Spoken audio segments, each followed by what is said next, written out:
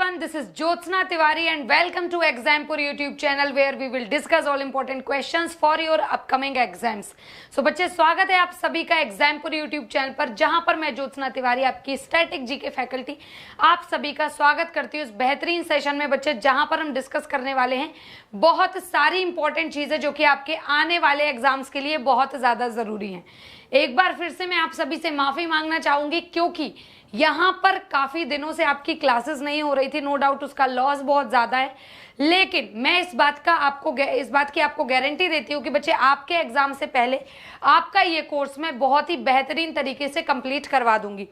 कुछ इश्यूज की वजह से या फिर आप मेरी तबीयत को ले लो, वॉइस आपको अभी भी समझ में आ रही होगी, तो किन्हीं कारणों की वजह से आपकी क्लासेस जो है वो रेगुलर नहीं हो पाई, बट कोई बात नहीं, आपका जो स्टैटिक जीके का पोर्शन है वो मैं कंप्लीट करवा दूंगी। ठीक है, आपका जो स्टैटिक जीके का पोर्शन है वो हम कंप्लीट करवा देंगे। तो चलिए बिना समय गवाए हुए बढ़ते हैं सेशन की तरफ, देखते हैं कि क्या कुछ नया, क्या कुछ इंपॉर्टेंट होने वाला है आज के सेशन में। तो बच्चे पेशेंस रखिएगा और चीजों को एक एक करके समझिएगा। जैसा कि आपको पता है ये आपकी बिहार एसआई की क्लास है। कौन सी क्लास है? बिहार एसआई की क्लास है, बिहार एसआई कांस्टेबल की क्लास है, जहां पर आपके सारे सब्जेक्ट तो एज इट इज चल रहे हैं, लेकिन कुछ समय से आपका स्टैटिक जीके नहीं चल पा रहा था, है ना। तो उसी स्टैटिक जीके को अब हम कंटिन्यू करेंगे इस पर्टिकुलर सेशन में। तो चलिए बढ़ते हैं सेशन की तरफ, देखते हैं क्या कुछ नया है। फटाफट से सारे के सारे बच्चे एक बार लाइव आ जाइए और एक बार दबा के सेशन को शेयर कर दीजिए ज्यादा से ज्यादा। बिल्कुल अपने दोस्त, कलीग, रिलेटिव, रिश्तेदार, नातेदार जो कोई भी है सभी के साथ इस सेशन को शेयर कर दे, क्योंकि जितने ज्यादा लोग होंगे उतना ही बेहतरीन, उतना ही इंटरेस्टिंग ये सेशन आपके लिए बनने वाला है। तो बिल्कुल इस बात को याद रखना बच्चे कि जितने ज्यादा लोग होंगे उतना ही बेहतरीन ये सेशन होगा। और इसी के साथ बढ़ते हैं हम आज के सेशन पर, देखते हैं क्या कुछ नया और क्या कुछ इंटरेस्टिंग होने वाला है आज के सेशन में। तो आप देख सकते हैं कि भाई आपकी स्क्रीन पर पहला क्वेश्चन है। आपका जो ये सेशन है स्टैटिक जीके का सेशन है और ये क्लास आपकी होती है रोज दोपहर 12 बजे, है ना। दैट मीन्स आप पूरा दिन कहीं भी व्यस्त रहें, जैसे ही दोपहर के 12 बजते हैं भाई अपना कॉपी पेन लेकर इस क्लास में आ जाया करो लाइव। क्लियर है सभी को? चलिए बढ़ते हैं सेशन की तरफ, देखते हैं क्या सभी को हाय, सभी को हेलो, सभी को जय हिंद। चलिए बढ़ेंगे। पहला क्वेश्चन है जो कि आपकी स्क्रीन पर आ चुका है। क्वेश्चन है Anoop Sridhar is related to which sports. Anoop Sridhar जो है ये किस खेल से संबंधित है? आपसे पूछा गया है कि अनूप श्रीधर जो हैं ये किस खेल से संबंधित है। चार ऑप्शन आपकी स्क्रीन पर है, बैडमिंटन, टेनिस, हॉकी या फिर गोल्फ। बैडमिंटन, टेनिस, हॉकी या फिर गोल्फ। जल्दी जल्दी से बताइए कि भाई इसका आंसर जो है क्या होगा। जल्दी जल्दी से बताइए इसका आंसर जो है क्या होगा, जल्दी से। और सारे बच्चे सभी को आंसर करना है। देखो सिंपल सा फंडा है, अगर आप मेरी क्लास में हैं तो आपका आंसर करना कंपलसरी है। ठीक है, अब आप गलत सही जो भी आंसर करते हैं डजंट मैटर, क्योंकि हम सब यहाँ पर सीखने ही आए हैं कुछ, राइट। तो आप जो भी आंसर करते हैं डजंट मैटर, बट आंसर करना आपका कंपलसरी है। ठीक है ना। चलो तो फटाफट से बताओ कि अनूप श्रीधर जो हैं इनमें से किस खेल से संबंधित है? बैडमिंटन, टेनिस, हॉकी या फिर गोल्फ। चलिए बिल्कुल बिल्कुल ओके, बिल्कुल सही, बिल्कुल सही। बहुत डिफरेंट टाइप ऑफ आंसर्स मेरे सामने आ रहे हैं, कुछ लोग सही कह रहे हैं, कुछ लोग गलत कह रहे हैं। चलो अब देखो इसका आंसर क्या है। Answer is badminton. आंसर क्या हो जाएगा? बैडमिंटन हो जाएगा। अनूप श्रीधर जो है ये बैडमिंटन से संबंधित है, एक बैडमिंटन प्लेयर है और इंडिया बिल्कुल ऑफ कोर्स किसकी बात करेंगे तो इंडिया के लिए खेलते हैं। और भाई देखो एक इंपॉर्टेंट चीज अनूप श्रीधर के बारे में जान लो, इन्हें अर्जुन अवार्ड भी मिल चुका है बैडमिंटन के लिए। कौन सा अवार्ड मिला है? अर्जुन अवार्ड भी इनको मिल चुका है बैडमिंटन के लिए। अब यहां पर एक बात पर गौर करिएगा, अर्जुन अवार्ड की अगर मैं बात करूं तो जब भी कोई प्लेयर होता है, कौन होता है? कोई प्लेयर, किसी प्लेयर ने अपना सर्वश्रेष्ठ प्रदर्शन किया है खेल में। ध्यान से सुनिएगा, जब कोई प्लेयर सर्वश्रेष्ठ प्रदर्शन करता है खेल में तो उसे मिलता है अर्जुन अवार्ड। और वहीं अगर उसका और जो कोच होता है, उसका जो कोच होता है, जरूरी नहीं उसी का कोच, अगर कोई कोच सर्वश्रेष्ठ प्रदर्शन करता है अपनी फील्ड में तो उसे मिलता है द्रोणाचार्य अवार्ड।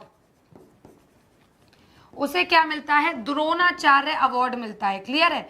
द्रोणाचार्य अवार्ड मिलता है। ओके, तो देखो अर्जुन अवार्ड किसे मिलेगा, किसी पर्टिकुलर प्लेयर को, जबकि द्रोणाचार्य अवार्ड मिलता है कोच को, जो कि उस जरूरी नहीं है उसी प्लेयर का कोच हो, कोच कोई भी हो भाई, डजंट मैटर, बट कोच को मिलेगा। क्लियर है सभी को सारी चीजें? ओके डन, आगे बढ़ते हैं। नेक्स्ट क्वेश्चन देखते हैं। और कुछ जानना है आपको इनके बारे में? ना, और कुछ जानना इंपॉर्टेंट है भी नहीं। चलिए नेक्स्ट क्वेश्चन, जो भी बच्चा स्क्रीनशॉट लेना चाहता है ले सकता है, स्क्रीनशॉट लेते जाइएगा आप, और उसके बाद हम कुछ और चीजों का डिस्कशन करेंगे। चलो देखो ये रहा नेक्स्ट क्वेश्चन जो कि आपकी स्क्रीन पर आ चुका है। नेक्स्ट क्वेश्चन क्या कहता है ये देखो। क्वेश्चन कहता है in which city is the Kaundinya bird sanctuary located. Kaundinya पक्षी अभ्यारण्य जो है ये कहां पर है, आपको बताना है। कौंडिय पक्षी अभ्यारण्य जो है ये कहां पर है, देख सकते हैं यहां पर बात हो रही है कौंडिय बर्ड सेंचुरी की, कौंडिय पक्षी अभ्यारण्य। 4 ऑप्शन है, तमिलनाडु, सिक्किम, केरला और आंध्र प्रदेश। जल्दी जल्दी आंसर करिए। तमिलनाडु, सिक्किम, केरला और क्या हो जाएगा, आंध्र प्रदेश। आंसर क्या होगा जल्दी जल्दी से बताइए, आंसर क्या होगा जल्दी जल्दी बताइए। ओके चलो, तमिलनाडु, सिक्किम, केरला या आंध्र प्रदेश, आंसर क्या हो जाएगा?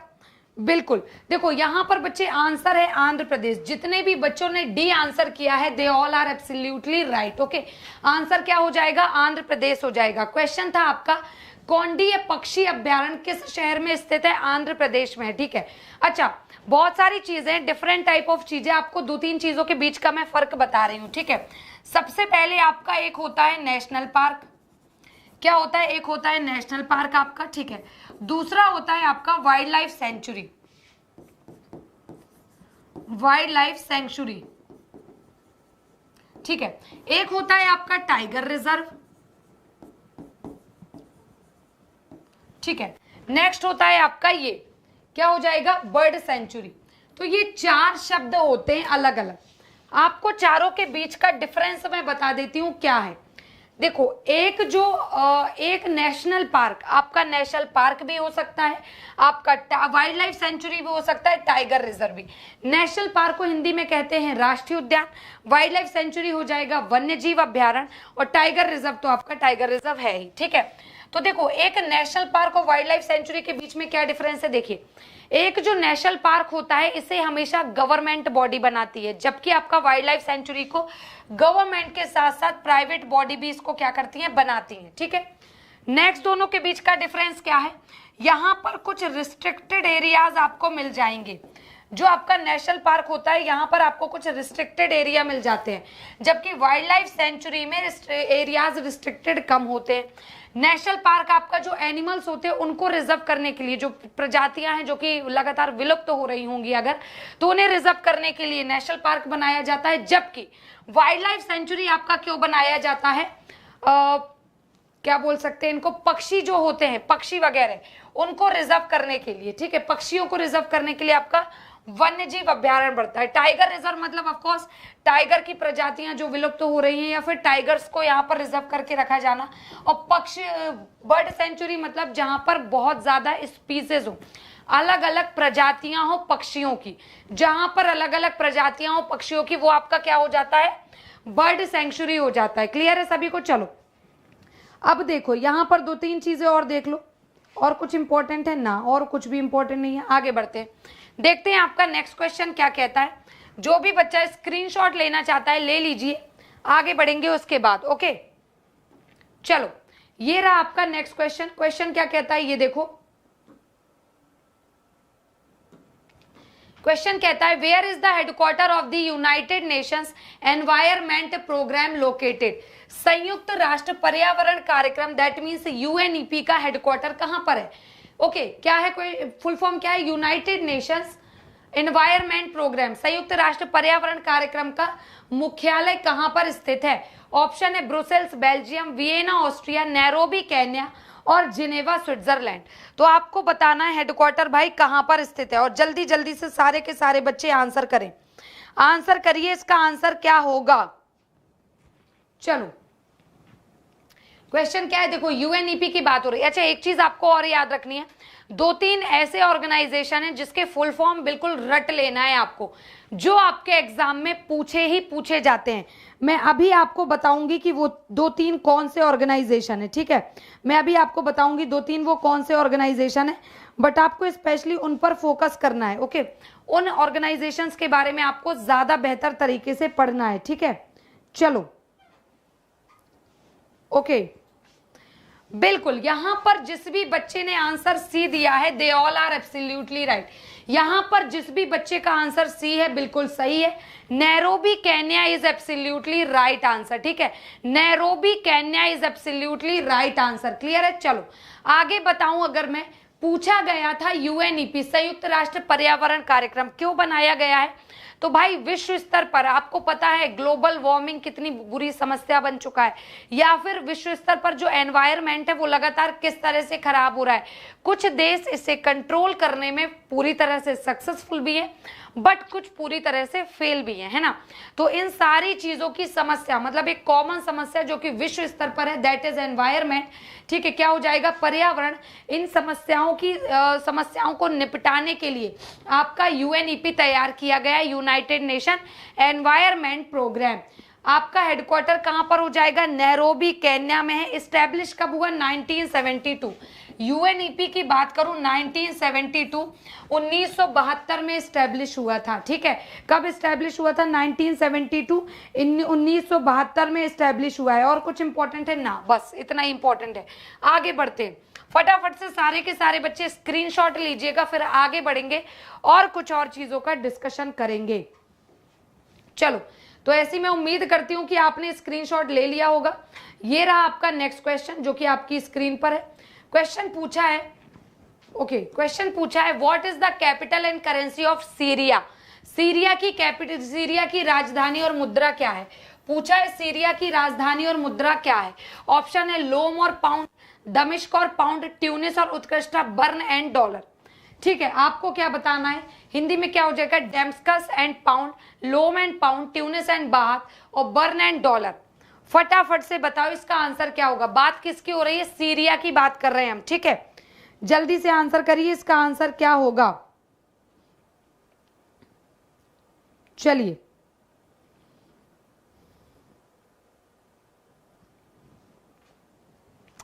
चलो देख लेते हैं आंसर क्या होगा। तो ठीक है, यहां पर बच्चे जितने भी लोगों का आंसर आया है B, they all are absolutely right, दमिश्क and pound, B is absolutely right answer हो जाएगा। B is absolutely right answer. Capital है डेमस्कस, दमिश्क, ओके। और क्या हो जाएगा, आपकी करेंसी हो जाएगी पाउंड। क्लियर है। आगे मैं बात करूं, प्रेसिडेंट कौन है इसके, प्रेसिडेंट देख लो बच्चे कौन है इसके, ठीक है। प्रेसिडेंट कौन है, तो भाई इनका बड़ा अजीब सा नाम है, बशर अल असद। लिख देती हूं मैं यहां पर, बशर अल, सॉरी,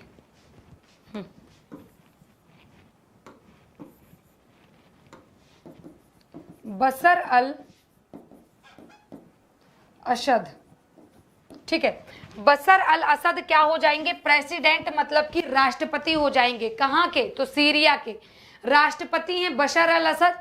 दमिश्क जो है कैपिटल है और पाउंड इसकी क्या है, करेंसी है। क्लियर है। चलो आगे बात करते हैं, फटाफट से सारे के सारे बच्चे स्क्रीनशॉट ले लीजिए, फिर आगे बढ़ेंगे, नेक्स्ट क्वेश्चन देखेंगे। और ये रहा नेक्स्ट क्वेश्चन जो कि आपकी स्क्रीन पर है। क्वेश्चन देखो क्या पूछ रहा है।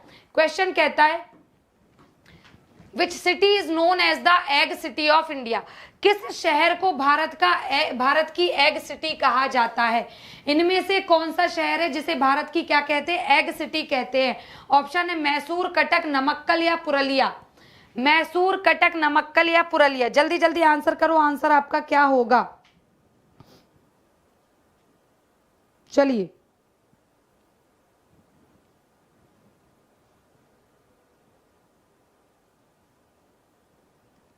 चलिए देखते हैं आंसर क्या होगा। ओके देखो, यहां पर जिस भी बच्चे ने आंसर सी दिया है वो सही है, बाकी गलत। बिल्कुल यहां पर सभी के डिफरेंट टाइप ऑफ आंसर्स आ रहे हैं, बट जिस भी बच्चे ने यहां पर सी आंसर दिया है वो बिल्कुल सही है।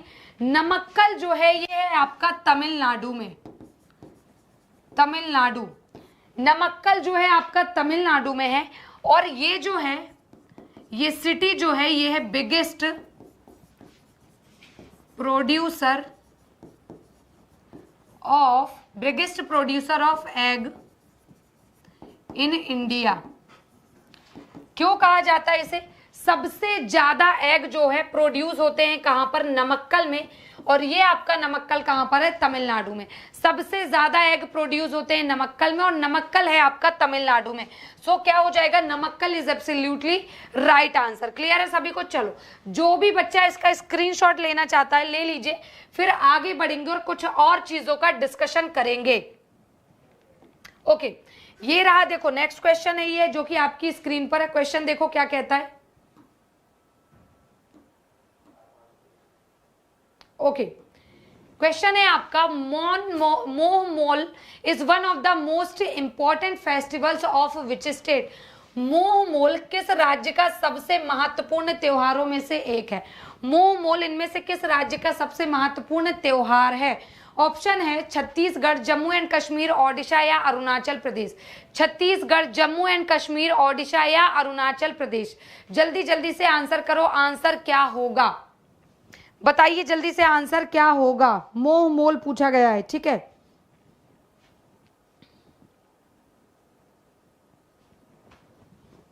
चलिए जल्दी जल्दी आंसर करिए।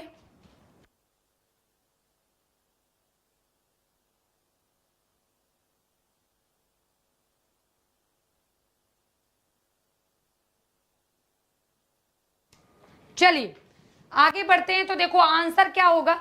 आंसर इज एब्सोल्युटली राइट भाई। डी जिसने भी कहा है वो बिल्कुल सही है, ठीक है। डी मतलब अरुणाचल प्रदेश, जिसने भी कहा है बिल्कुल सही है। अरुणाचल प्रदेश जो है क्या वो होगा, वहां पर मोह मोल त्योहार सेलिब्रेट किया जाता है। कैसा त्योहार है? एक प्री हार्वेस्टिंग त्योहार है। कैसा त्योहार है? प्री हार्वेस्टिंग मतलब फसलों की कटाई के पहले मनाया जाने वाला एक त्योहार। फसलों की कटाई के पहले मनाया जाने वाला एक त्योहार है ये, ठीक है। इसे क्या कहा जाता है? मोह मोल। ओके, क्या कहा जाता है इसे? मोह मोल कहा जाता है। क्लियर है? आगे मैं बात करूं, अगर अरुणाचल प्रदेश में सेलिब्रेट होता है तो कैपिटल क्या हो जाएगी? ईटानगर, ठीक है। अरुणाचल प्रदेश में सेलिब्रेट होता है, अरुणाचल प्रदेश की कैपिटल क्या हो जाएगी?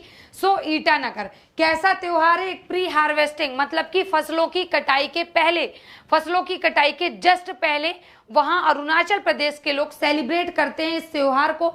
नाम है मोह मोल।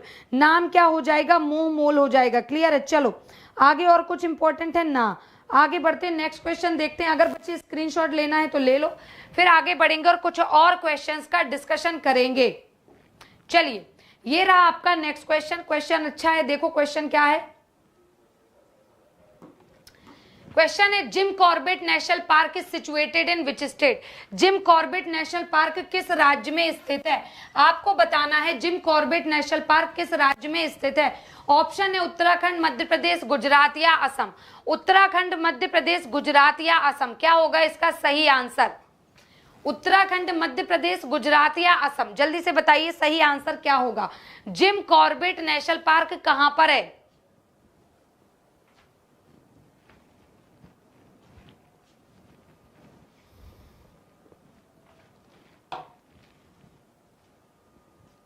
चलो बिल्कुल, यहां पर जिस भी बच्चे का आंसर ए मतलब उत्तराखंड आया है वो बिल्कुल सही है।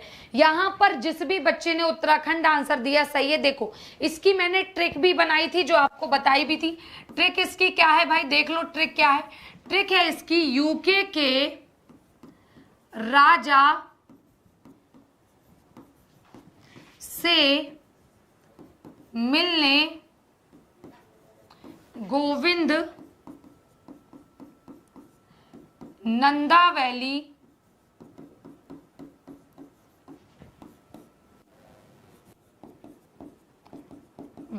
जिम गया। ठीक है, ट्रिक थी इसकी, यूके के राजा से मिलने गोविंद नंदा वैली जिम गया। तो यूके से आपका क्या हो जाएगा? उत्तराखंड। ठीक है, यूके से क्या हो जाएगा उत्तराखंड, राजा से हो जाएगा आपका राजाजी नेशनल पार्क, राजा से होगा आपका राजाजी नेशनल पार्क, गोविंद से होगा आपका गोविंद पासा नेशनल पार्क, गोविंद से हो जाएगा गोविंद पासा नेशनल पार्क, गोविंद पासु भी कहते हैं इसे, ठीक है, गोविंद पासु भी कहते हैं, गोविंद पासा सॉरी नेशनल पार्क, नंदा से होगा आपका नंदा देवी नेशनल पार्क, नंदा से क्या हो जाएगा आपका नंदा देवी नेशनल पार्क, उसके बाद वैली से होगा Valley of Flower National Park, valley से क्या हो जाएगा Valley of Flower National Park, ठीक है, Valley of Flower National Park, और जिम से हुआ आपका ये, जिम से आपका ये है ही Jim Corbett National Park, Jim से आपका क्या हो जाएगा जिम कॉर्बेट नेशनल पार्क, और सारे के सारे नेशनल पार्क कहां पर हैं उत्तराखंड में लोकेटेड है, क्योंकि यूके के राजा से मिलना, भैया यूके को ना यूनाइटेड किंगडम मत समझ लेना, ये क्या है ये उत्तराखंड है, यूनाइटेड किंगडम नहीं है, ठीक है। चलो तो सारे के सारे बच्चे जो भी स्क्रीनशॉट लेना चाहता है फटाफट से लीजिए, फिर आगे बढ़ेंगे और कुछ और क्वेश्चंस का डिस्कशन करेंगे।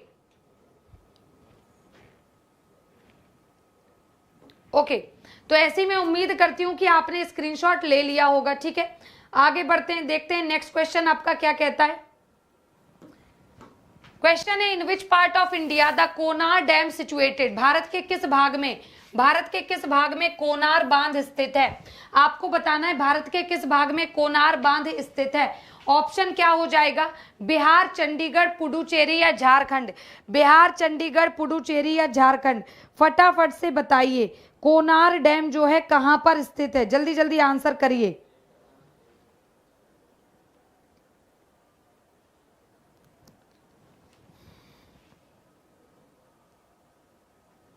चलो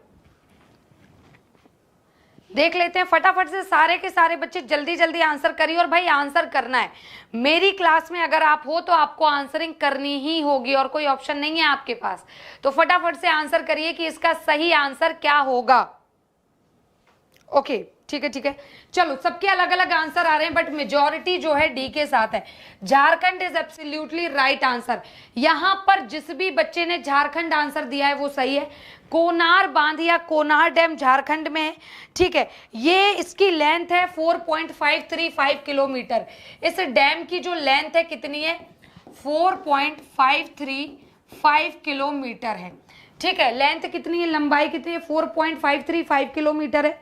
कहां पर, हजारीबाग डिस्ट्रिक्ट में, झारखंड का एक डिस्ट्रिक्ट है जिसका नाम है हजारीबाग, एक सेकेंड,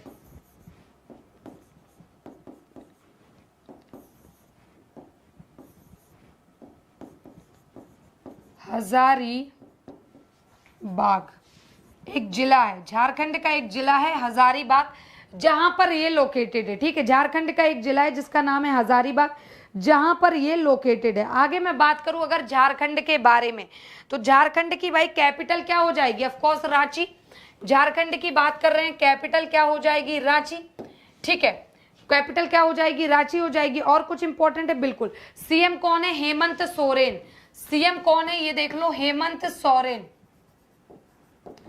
हेमंत सोरेन इसके क्या हो जाएंगे सीएम हो जाएंगे, क्लियर है। चलो तो सारे के सारे बच्चे फटाफट से इसका स्क्रीनशॉट ले लो, फिर आगे बढ़ेंगे और कुछ और चीजों का डिस्कशन करेंगे। तो जितने भी बच्चे हैं जल्दी जल्दी से स्क्रीनशॉट लीजिए, फिर आगे बढ़ेंगे और हम कुछ और चीजों का डिस्कशन करेंगे। चलिए ओके, तो ऐसी मैं उम्मीद करती हूँ कि आपने ले लिया होगा, है ना, ऐसी मैं उम्मीद करती हूँ कि आपने स्क्रीनशॉट ले लिया होगा। नेक्स्ट क्वेश्चन है आपका, Kota is located on the banks of the which river, Kota किस नदी के किनारे बसा हुआ है, कोटा जो कि एक शहर, ये किस नदी के किनारे बसा हुआ एक शहर है। ऑप्शन है झेलम, चंबल, नर्मदा या गोमती, आपको बताना है झेलम, चंबल, नर्मदा या गोमती, फटाफट से बताइए क्या आंसर होगा। कोटा किस नदी के किनारे बसा हुआ एक शहर है, जल्दी जल्दी बताइए।